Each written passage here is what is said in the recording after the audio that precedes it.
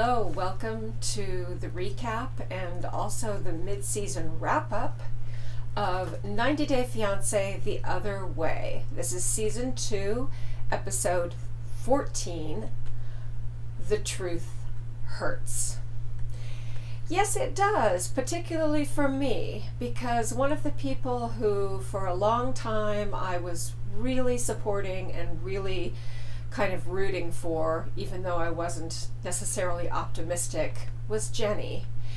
And I had heard little snippets of this story and hints about it, and now she's telling it in her own voice, and Sumit's parents are telling it in their voices. And now I see the whole story, and this whole story is completely different. You can keep in mind that, as you know, I spend a lot of time every year in India. I go for a few weeks every 4 months. I have a group of friends there. We have an amazing time, Indian friends. And I have a great love for this country. I have a great respect for its culture.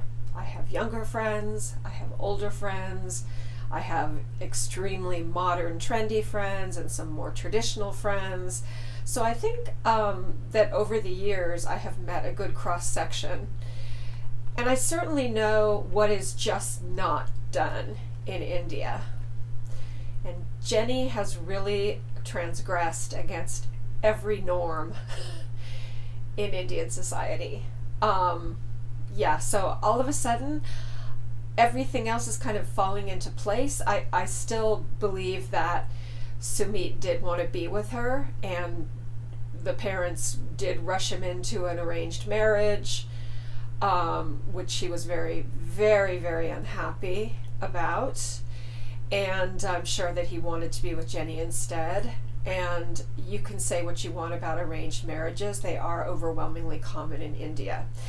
And I can also understand why, as Sumit was getting older, and as this initial story with Jenny played out, why all of a sudden there was a big hurry to get him married off. Okay, here's the deal.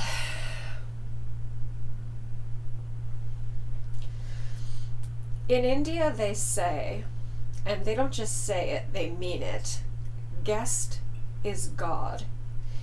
In other words, a stranger or a visitor or someone you know, especially someone from out of the country, is in a way a gift from God. It's an opportunity for you to show them everything that is good and worthy in your family, in your culture, in your country, and it's seen as a welcome opportunity to basically to be a good, open, hospitable, welcoming person. And let me tell you, this idea of guest is God, you see it everywhere.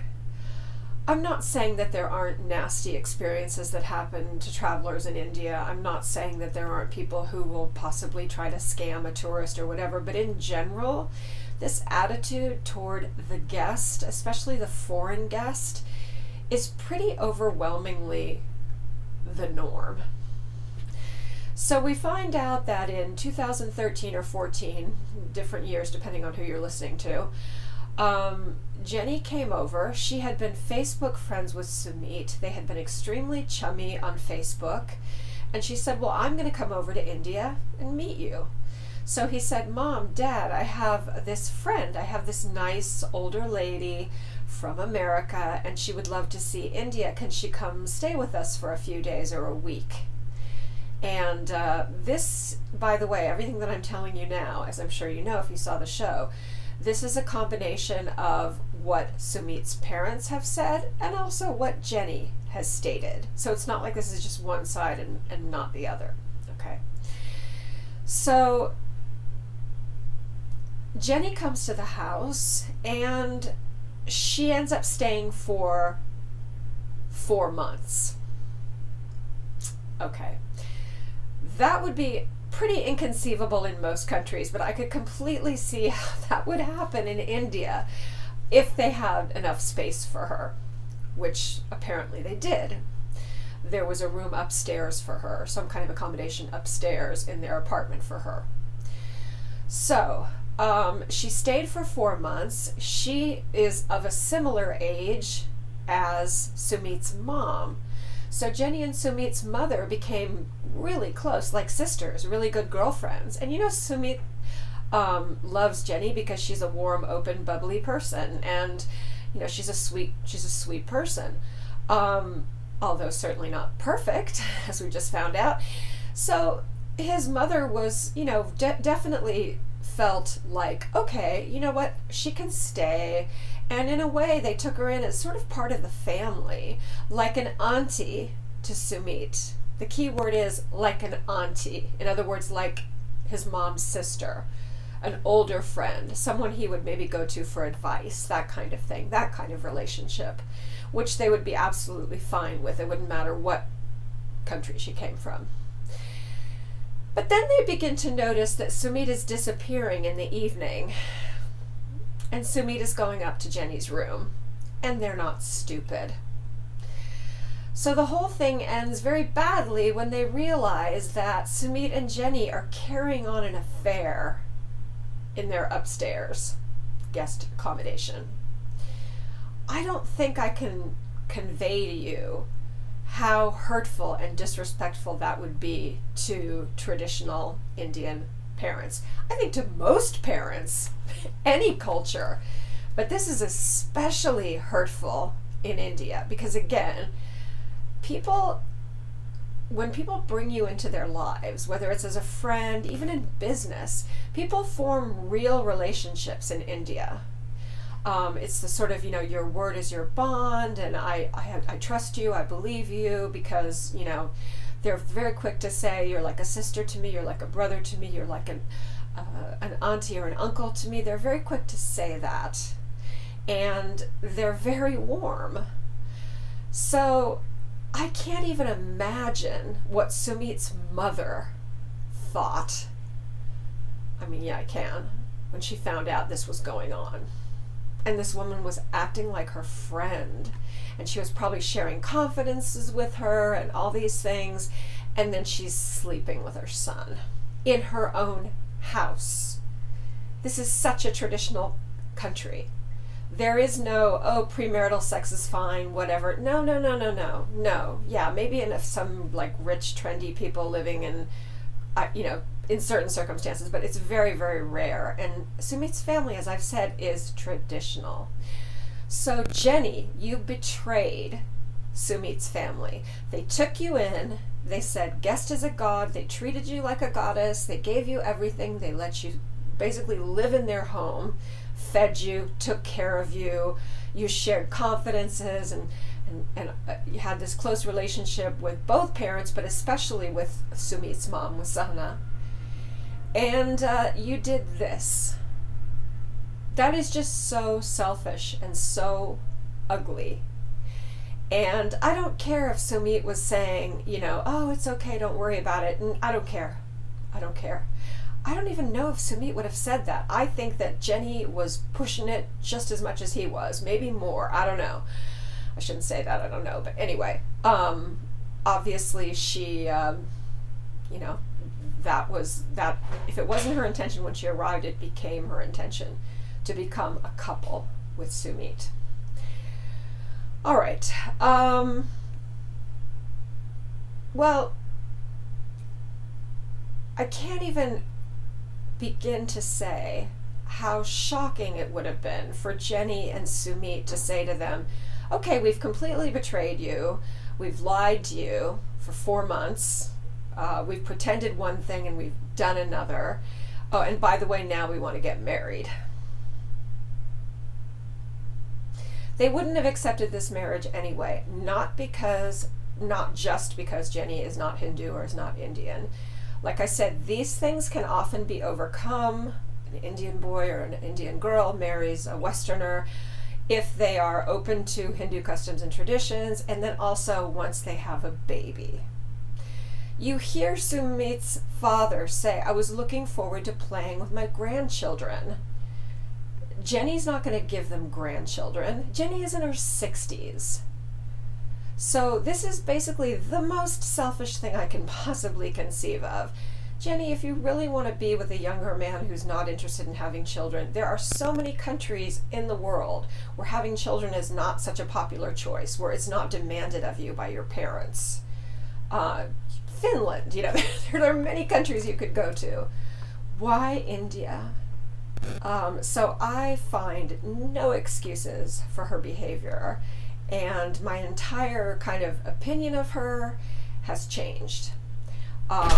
I'm not there for her. Excuse my bipolar cat Nigel, he opens doors, and he's opening the door behind me now, and then the other cats are coming to check it out, because once Nigel opens a door, of course it goes to some mystery portal that's full of like chicken and steak, and all the other cats have to pour in. Nigel. Okay. Anyway, so that's the big climax of the whole thing. We're in love. We want to get married. In India? Are you high? No. So she is, I'm sure they ride her out of town on a rail. They're like, I don't want you to see our son again. Get the hell out of here. I'm sure it was traumatic. I'm sure she came home and they were like, no. And then they told him, you're getting married now. I'm sure they were, because it was a little, realize too that at this time, P.S., when they're starting this affair, Sumit is around 25, 26. So she's in her mid-50s and he's 25 or 26. Okay, yes, love comes in all forms. But again, why do you have to do this with an Indian man? It's just, on Jenny's part, so selfish and so ignorant to think that, oh yeah, this is going to work. Love's going to conquer all. No. Okay. All right. And then what really, I feel like we kind of saw a little bit of Jenny's true face, her selfishness and her hard side.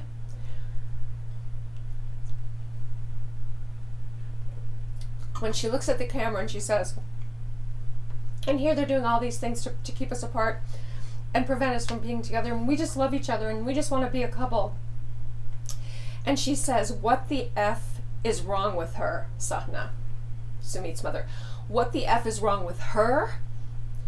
What the F is wrong with you, Jenny?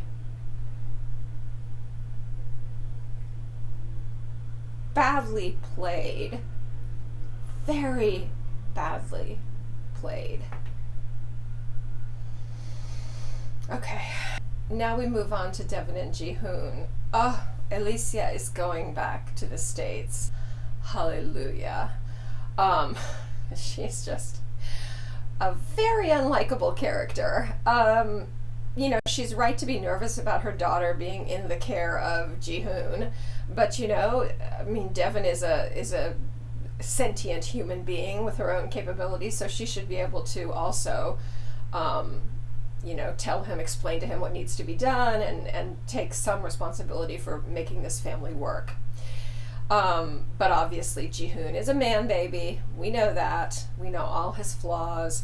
But I still I can't stand the way that she treated most people there. And her overall attitude was so pretty despicable. Elicea is she's just not a likable person. She's the kind of person that even when she's right, you're still not going to like her, because she's somehow going to put it in terms that are going to be offensive.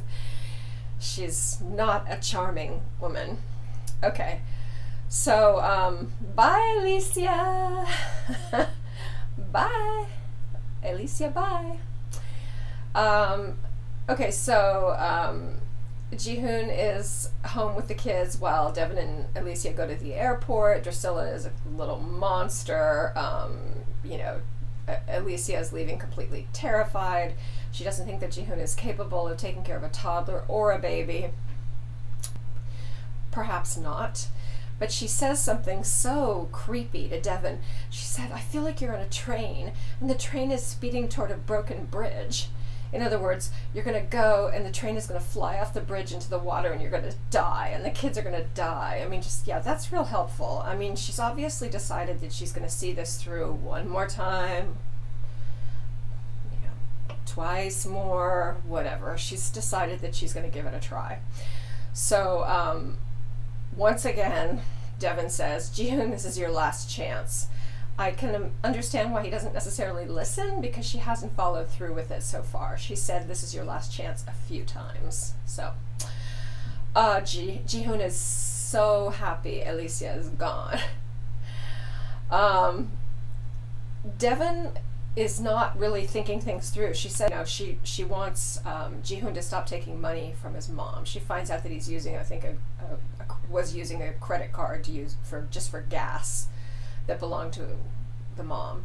And she was like, you shouldn't be taking any money from them. Girl, if he wasn't taking any money from them, what do you think you'd be living off of? How do you think you would put gas in that rental car you had? How do you think that you would eat? So I wouldn't go all the way to the end and say you cannot take 1 penny from your mom and dad right now unless you want to be out on the streets. No. I don't know how much TLC is paying you, but it's not that much. Okay, now we go to Ethiopia with Ari and Biniyam, and as we know, Janice has left, and Ariella is just bereft. She's so completely just kind of downtrodden. She feels lost, alone, scared. She has just been in a pit since Mama's left. And poor Biniyam is trying so hard. Now she's questioning the whole relationship just because she's in the middle of this big kind of depression. And she's just saying things, again, I know it's coming from a place of being in pain and fear, but you still have to watch what you say. And she says things like, he says to her, oh, you can't leave me. And she goes, I could leave if I wanted to. That's just what he wants to hear. The guy who lost his parents when he was 12, and the guy whose previous wife left with their baby, went to America, never to be seen or heard from again because Biniyam can't get into America for whatever reason. I think Ethiopia is one of those countries that's challenging to get a visa. Okay, that is just messed up to say that to him. And now we really look at Biniyam in these scenes, we see his face, and we see the way he's looking at her, and we see that this idea of a family, of Ariella and this baby, and being a family, is everything to him. He's not the fun party boy that I thought in the beginning of the season. This guy wants his own family. He wants to rebuild the kind of classic nuclear family that he didn't have growing up. Yes, he had brothers and sisters, but he didn't have parents. From the age of 12, he didn't have parents. So, and again, remember, he's already lost 1 baby. So he has severe, severe separation anxiety, which is a hard thing to overcome. It's a very hard thing to overcome. But we see that, whether it's he loves her or whether it's he loves the idea of this family with her, he is in love. He wants this with all his heart. And it's not just some whim or lust or anything like that. No. He wants this. He wants this life with her. Of course, he's terrified she will leave. About separation anxiety, my dad died when I was 5, and then my mom traveled a lot after he passed away with her boyfriend, and I suffered from terrible separation anxiety as a child, because I was like, I've lost 1 parent, now I'm going to lose my 2nd parent. She was traveling around all over the place, flying around all over the place, and her dad passed away in a plane crash, so I was like, you can imagine. It was something that I've had to work on for years. I finally have it pretty much under control, but you know what? It took me until like my early 40s to get over it. So this is something very deep. Biniyam is definitely going to suffer a lot if she's going to keep talking to him like this. Like, well, I can go, maybe I'll go, maybe I won't go, maybe I'll go tomorrow, maybe I'll stay. This is going to really torture him. So, she's making up this whole you and I are not getting along as an excuse. She's kind of like picking fights with him. It's almost like she's looking for a reason to go back to Princeton and have her baby there and be with mom and dad and the family.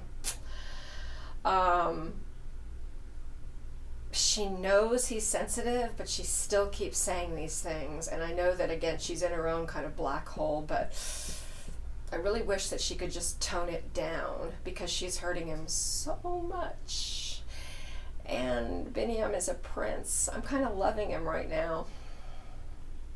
My, how things change in the course of the season.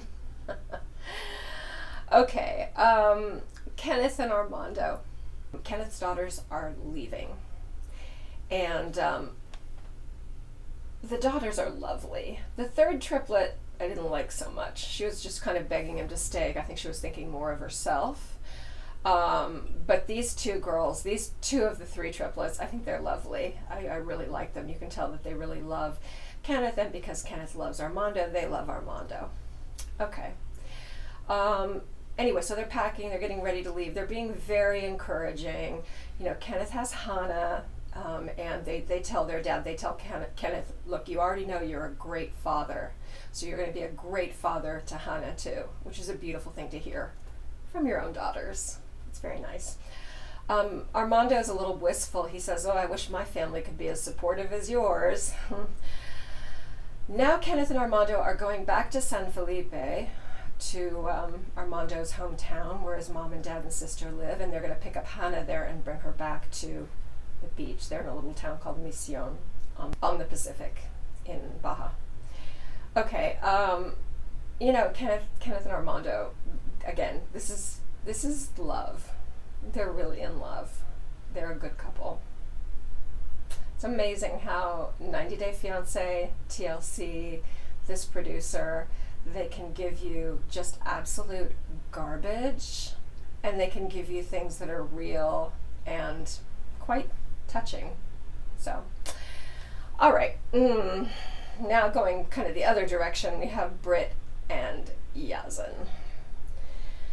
Okay, Brittany announces to Yazan that she has to go back to Chicago in 3 days because she wants to be there when her sister has her baby. Well, you've known your sister's due date for a while, so wouldn't this sound rather suspicious that you suddenly have to go back? Well, of course, the real reason she's going back is because she claims that she got an email all of a sudden saying you have to be back here in 3 days for the divorce hearing. She filed for divorce in Chicago. She was living there with her sister, I guess, when she decided to divorce this guy, the Haitian husband. I think this is such a stupid excuse, and Yazan definitely smells a rat, but he's not going to press her on it because he feels like he doesn't have a leg to stand on. He's basically afraid, you know, he's also afraid she's going to go home and he's never going to see her again. But anyway, the whole thing with the letter, the email, especially the email, it was a letter, you could say, okay, well, it took a long time to get there, but an email saying, okay, you need to be here in divorce court and family court in 3 days, that's not the way it works. This is drama for the show. This is drama to give her a sudden reason to have to go back home. Conveniently, at the mid-season point, where there's kind of a cliffhanger, and then we have the second half of the season coming in mid-October. No. Come on, we're not stupid. Yeah, but you know, P.S. That's not the way it works. You don't find out 3 days before. Oh, you need to be in court. No, unless she has the worst lawyer in the world, and he or she lost the paperwork and then suddenly found it and was like, oh my God, you have to be here in 3 days. That's the only way I could see this happening. Very unlikely. Okay. All right. He is, like I said, he is suspicious. She's a liar. You know, she just tells him about wanting to be with her sister, and, you know, don't worry, it's no big deal. She's going to be, and yet she tells him she's going for weeks. I mean, apparently she's going to be gone for like, I don't know, a month or two from what she says. She says, I'll be back mid such and such some month. And when you talk like that, it usually means, okay, you're going for at least a month.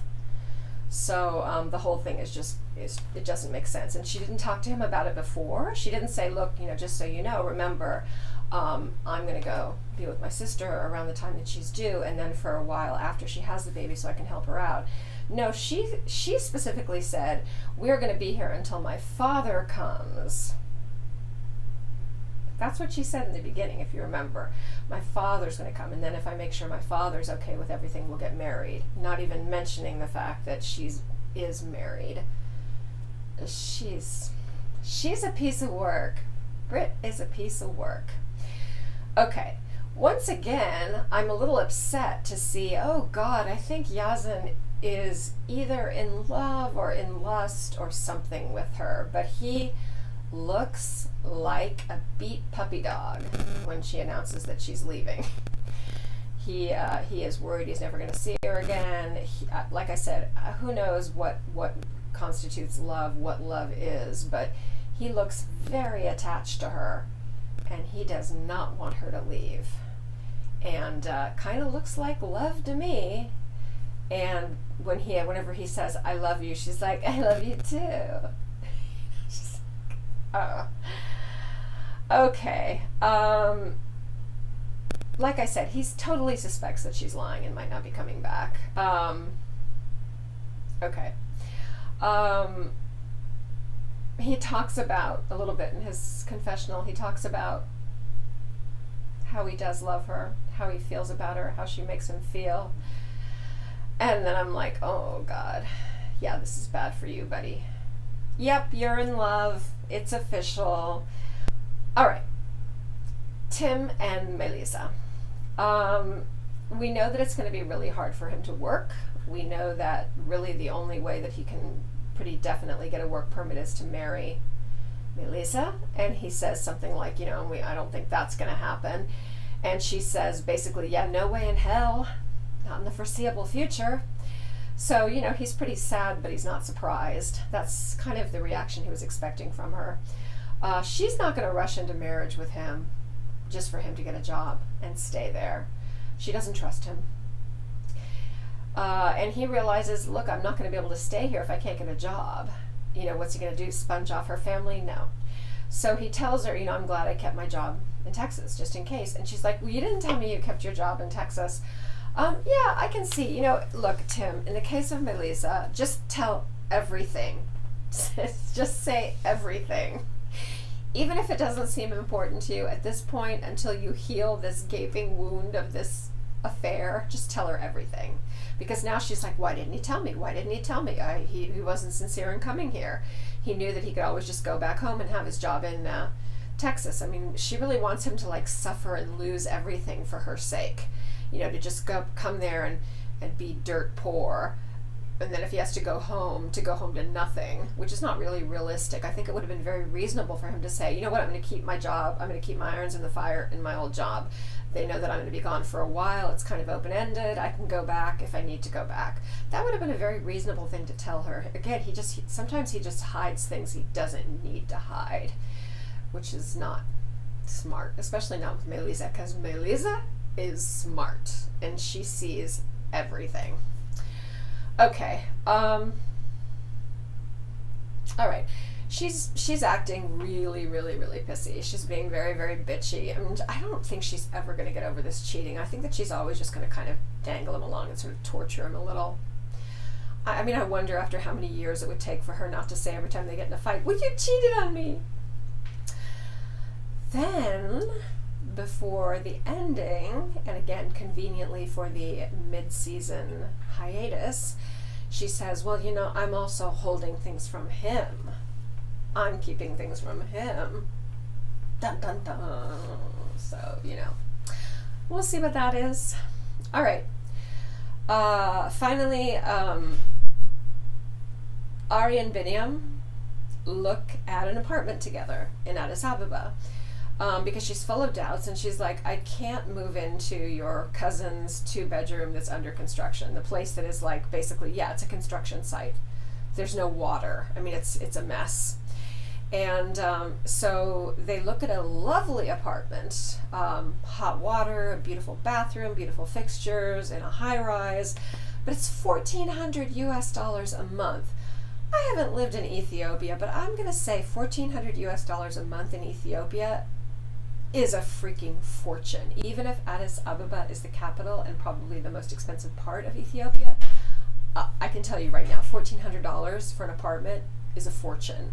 And he explains to her, I make $500 a month. I have 4 different jobs. I'm working constantly. It's not like he's sitting around. This is not a Jihoon or an Asuelu. He's working. He's a hustler. He makes $500 a month. He simply cannot afford it. The cousin will rent them the house that's under construction, which can be finished, he says, fairly quickly. He will rent them that, house once it's done for $160 a month, which is obviously much more reasonable. Biniyam says they just need to finish the other apartment, and then she says, but you could have done this before I arrived. Why didn't you get it done before I came? Why wait and show me this place and say this is where we're going to live, and it's nothing. It's blocks and cement and no water, no running water yet, which is true. He should have worked on it before. They get in a fight. He kind of snaps shut up at her, but it's not like a shouting, yelling, S02 kind of shut up, but still, I mean, this is, not a nice fight. But he doesn't shout. He's not a shouter. That's good. Okay, he still needs to respect her, but that's good that he's not a shouter. Neither one of them really seem like shouters.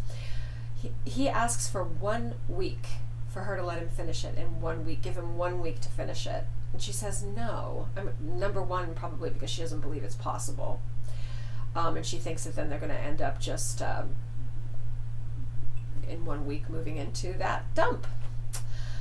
So while he slowly fixes it up, and in the meantime, she's like got a baby coming and then has a baby, and she's living in a construction site or a rubbish tip, so I can understand her point of view too. But again, she needs to be careful the way she talks to Biniyam, because he's kind of fragile. I wouldn't usually be so, precious with a guy, but in his case, I guess I understand. But again, fundamentally, he made the big mistake. He should have had that place, if not perfect, presentable, to show her, to be able to give her an idea, this is what it's going to be like, instead of what it is now, which is a dump. All right, actually we have one more little vignette. We go to Sumit's parents, and he says that he is going to go and he's going to talk to them because he's ready to fight for her. And Jenny's like, yeah, you go and you fight for me. You get this done. And basically this is where we hear the parents go over everything that happened in 2014. Everything that I told you at the beginning. That she was coming for a few days. This was his American Facebook friend, this nice older lady who was going to, like an auntie to him, who was very close to her. And then it turns into her staying 4 months, becoming best friends with the mother. The family gives her everything, does everything for her, shelters her, feeds her, everything.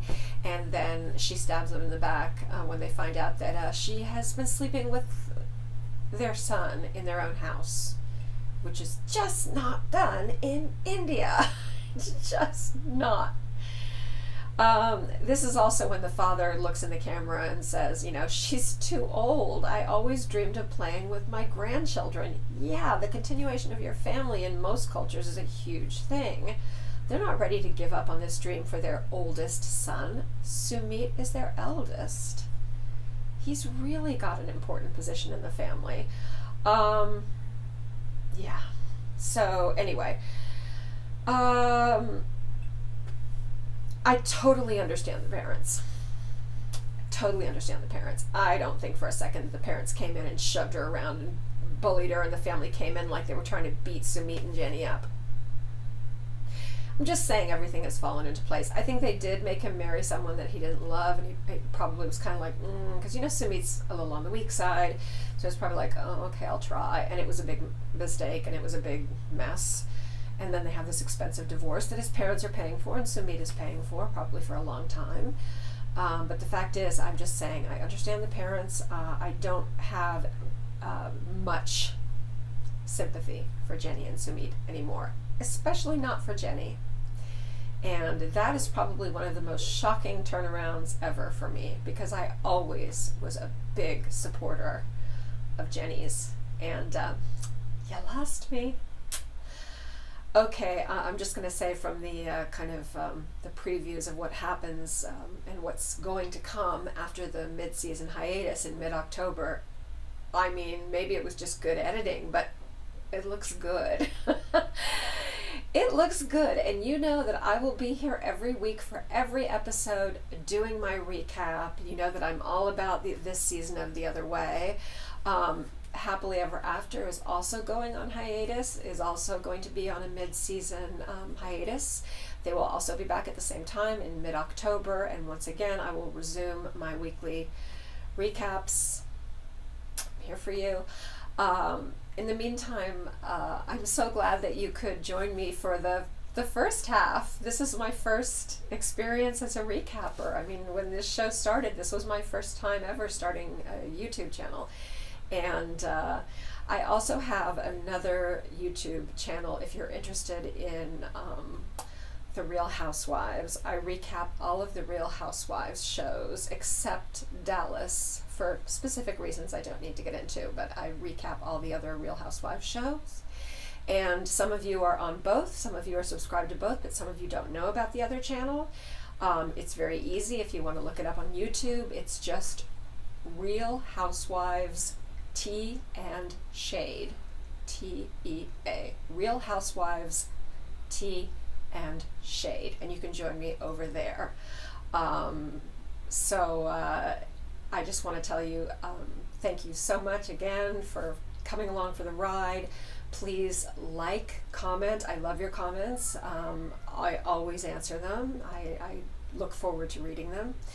And also, if you could please do me the very great honor, very great service of pressing that red subscribe button, and then you can hit the bell so you'll be notified every time there's a new recap coming up. This ends my brief period of a few weeks where I was recapping 6 shows a week. Now it will be just Potomac, Housewives of Potomac, and then the reunions for the Real Housewives of Beverly Hills and New York, and Darcy and Stacey until October. So I will be extremely punctual with my recaps over the next 2 months. It's a little harder when you're doing 6. So anyway, I want you to take really good care of yourselves. Please don't go away for 2 months. Check out my other recaps. Stay here with me, right here. I'm always here for you. And yeah, be very careful and be good, but not too good. Love you.